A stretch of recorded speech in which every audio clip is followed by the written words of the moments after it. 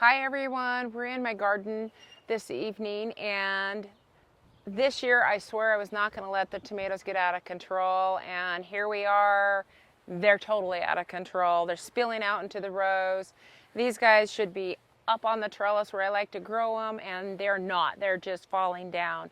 The wind is pushing them down this year, and I like to grow them over this trellis every year because it's the most awesome thing to be able to walk underneath there and be able to see the cherry tomatoes coming down and then being able to just pick them from that. And it's a beautiful sight. The whole thing is just engulfed with tomatoes. And so I'm gonna try to quickly make this a mess into a nice, tidy bunch of tomatoes. I typically grow several tomatoes on here. These are only like a 4-foot cattle panel that we've bent over.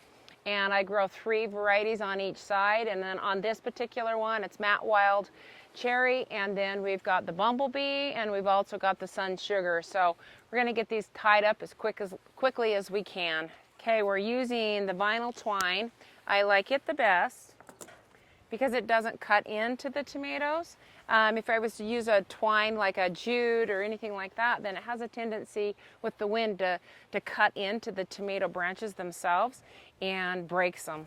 So when I do this, I've got to be really careful because we've got lots and lots of little baby cherry tomatoes coming on. So I don't want to knock those off. Typically, we don't do a lot of pruning with cherry tomatoes. They're just a very aggressive. They are indeterminate, but they're very aggressive, and so we usually just let them go. But you can do a little pruning just to kind of keep them more manageable. And so I'm going to do a little bit of that because obviously they've gotten kind of unruly here.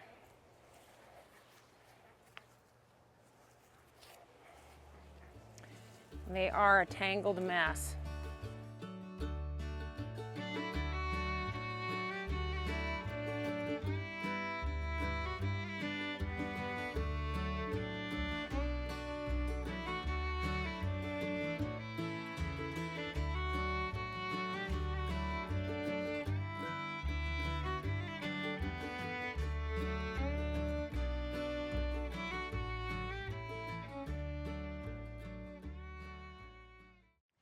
Okay, I'm going to trim some of these little leaves off here just so that I can open it up so it's more breathable this way.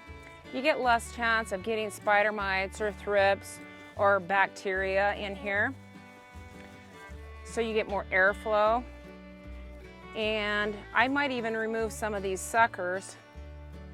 And actually what's really cool is you can take these little suckers. These suckers grow between a main branch and a leaf. And you can take these suckers, and we'll show you how to do that a little bit later on in the video. But we can start another tomato plant off of this. It's super simple to do, and it's really cool. So we'll show you that at the end of the video. Just opening this up a little bit. Just making it more breathable.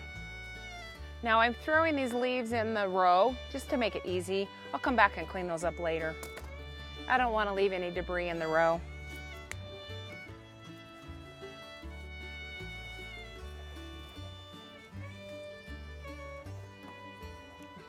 Look at all those.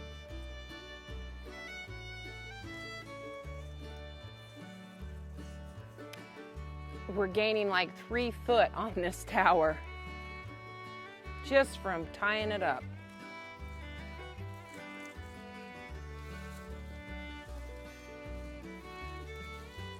Nope. Well, broke that guy. But there's enough here, it won't even matter. Had a lot of tomatoes on it. That's why it's always a good idea, if you can, to keep up with it. But life happens, and you just deal with it. Good thing is they'll regrow, and they regrow quickly.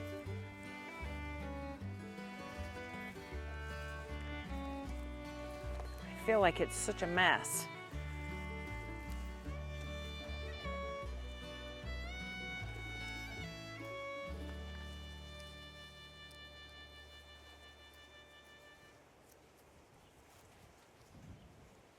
At least the breeze is keeping it cool.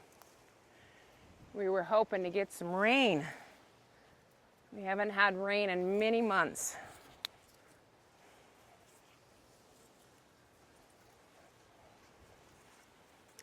Now, I didn't think that I had any of my bumblebees in here, and bumblebee tomatoes, they're just a little cherry tomato, and they have a stripe on them. They're super sweet, and they're super good, but they're so pretty.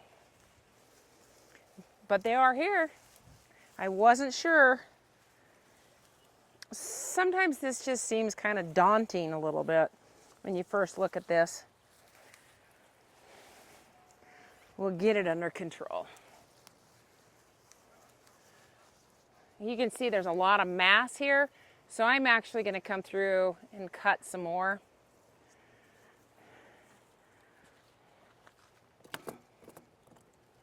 The cherry tomatoes will crawl up the trellis a lot better if I end up removing some of these lower branches.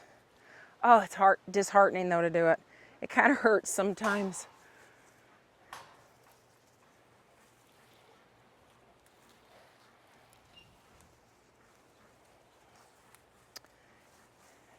Okay, I'm going to just take off a bunch of leaves too. There's one of those suckers right here. So you've got the main stem, and then you've got a leaf, and you've got a new branch coming out here. And we don't need this, so this is a good opportunity to get rid of it. Now, when they're young like that, they snap off really easy. And when they get a little bit older, it's a good idea to use a pair of clippers because otherwise they'll just tear. And anything that's yellow, like we have the yellowing down here, we'll want to come through here and remove all of that yellow, clean it up. That'll help open it up so it can breathe better. A lot of the reason that it's so yellow is because it hasn't been able to see some sunshine and it needs to be able to breathe better. I usually hate to do it, but I'm going to take off some of these big guys. Look down here. I didn't even know we had some cherry tomatoes that were even ripe. So that's the Matt's Wild Cherry. So they were hiding in the jungle here. And so that's why you should always kind of clean it up a little bit, open it up so that you can actually see what you got. Because if we were to leave these on here, they're going to rot, attract fruit flies, which can cause other problems. So it's a really good idea to just get this all cleaned up. But these are fabulous tasting. They're just little tiny cherry tomatoes, but they aren't good keepers. They're not good market tomatoes.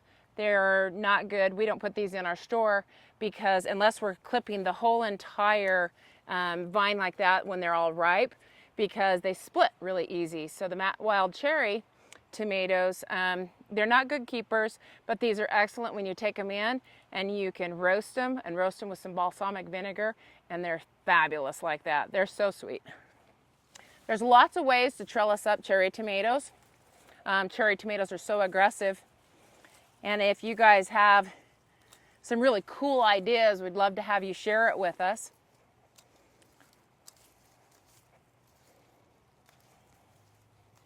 It's always fun to see what other gardeners do.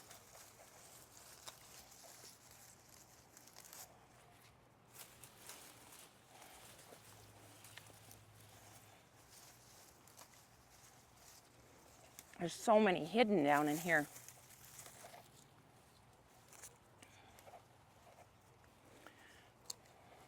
Okay, I'm gonna just start to get aggressive here. It kind of hurts. But in the long run, it'll be better. Because I've crammed so many in such a small space, it's a good idea to actually get rid of some of this. I know what I'm supposed to do, but man, it's hard.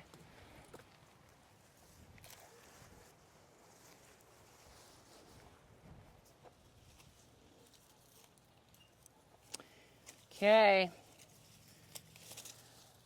There they go.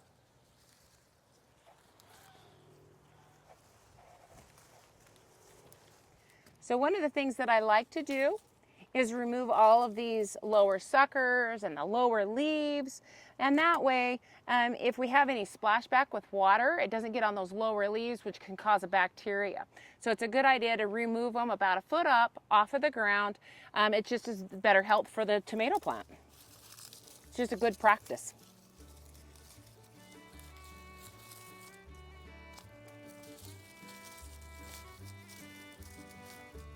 I also like to grow nasturtiums on the bottom too. We have less chance of getting the curly leaf virus when we do that. And it's just pop a couple of seeds right in there. And they're great companion plants. Okay, almost there.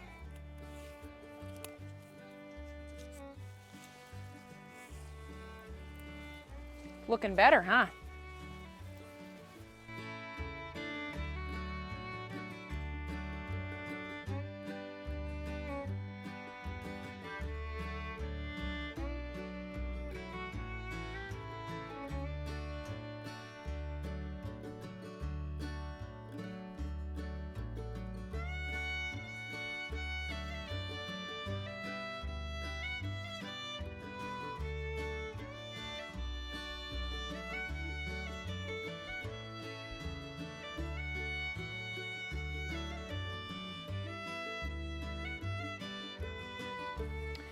Okay, that looks a lot better. This is on the north side, so I'm not too worried about removing too much of the greenery because the greenery here kind of protects things from getting sunburnt. And so on the south side, I'm not going to take as much of the greenery away when I do it up, but it's looking a lot better. I can start to see the fruit now. I've got me some cuttings, and we're going to show you how to do some cuttings, so we'll head in and do that. Okay, so we're in the greenhouse, and I've got a couple of tomato plants here that are indeterminate. So indeterminate means that they'll just grow and grow and grow and produce until usually the weather kills them of frost. But we've got these in the greenhouse, and so I really like to prune these a lot in the greenhouse. I need them to stay a little bit smaller so they don't get too crazy. We grew tomatoes, indeterminate tomatoes in the greenhouse for 3 years, right? Was it, you remember those? It was 3 years. So what we did is they would get so tall and the bottoms would die back, and we just continued to prune them up, and then we would drop them down, and we would very carefully coil these lower stems. So really, if you're doing that, you only want to have one stem. Because it's easier to just to get the one coiled, and you can just coil them down really careful, low to the ground, and you can keep them from getting too tall. These things were all over the rafters. It was amazing. We could not believe what we were getting off of them for a total of 3 years. And then it was kind of like time that they petered out, and it was time to start fresh. So we have copia and we have a kiwi in here, and you can see that they're really closely grown together. So we've got to make sure that we keep them pruned. And so we will prune any of the suckers that we have. So we have right here, we have a main branch. We've got a couple of them right here. We've got the main branch, and then we also have the suckers coming up right by that leaf and the main branch. So we'll take those off. We'll come through, and we won't let any more grow. You can see it starts to split right here, so I'll allow 2. I may end up taking that off later, but I'll continue to take all of those suckers out of there, and we end up having a lot bigger tomatoes as well. We got a couple of little funky buds coming on right here, and then I'll also take off these lower leaves too. Same things outside. We want to remove these. We don't want to leave them on the ground, just clean them up. And they break off easy, but if they didn't, we'd end up tearing and then causing problems. So that's probably about all I'm going to take off. I usually take off more in the greenhouse than I do outside because I want more coverage from the leaf, from the foliage, so that the tomatoes themselves don't burn. And so we want to take off more in here than we do outside. Let's get this lower guy off. Okay, so One of the things that I oopsed this year is in our nursery, I forgot to grab a couple of my tomato starts because I wanted to have some more in here in the greenhouse and get some more going. And so we did some starts, like we did some clippings from the suckers outside. I did the Matt's Wild out there, but you can do it with any. You can do it with indeterminate, cherry tomatoes. It doesn't matter. You can do it with a hybrid. It's basically just a clone of what you're taking that cutting off of. So I'll show you how to do that real quick. Okay, so here's those little suckers that we brought in from the Matt's Wild cherry tomato. And what I'm going to do here is I'm going to shorten up these leaves by half. And this one actually has a couple of little cherry tomatoes on it. I'm going to take those off.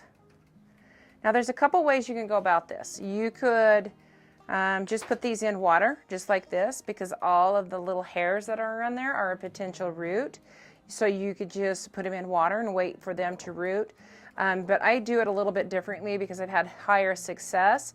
So I've just taken some potting soil and moisten it and literally just stick it in there. And you can put this in a windowsill.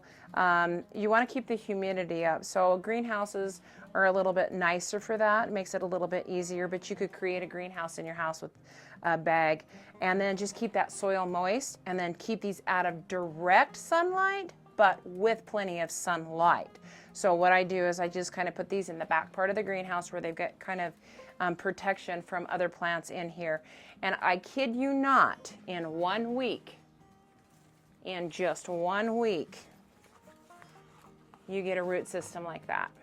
It's fast.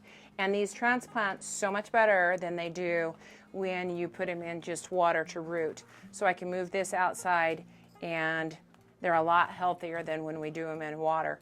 But there's our cloned plant. This is a Japanese black trifle. Super easy to do, super fun to do. Okay, so if you got some unruly tomato plants, get out there, get them tied up, get those suckers removed, and until we see you next time, get those hands dirty and keep gardening.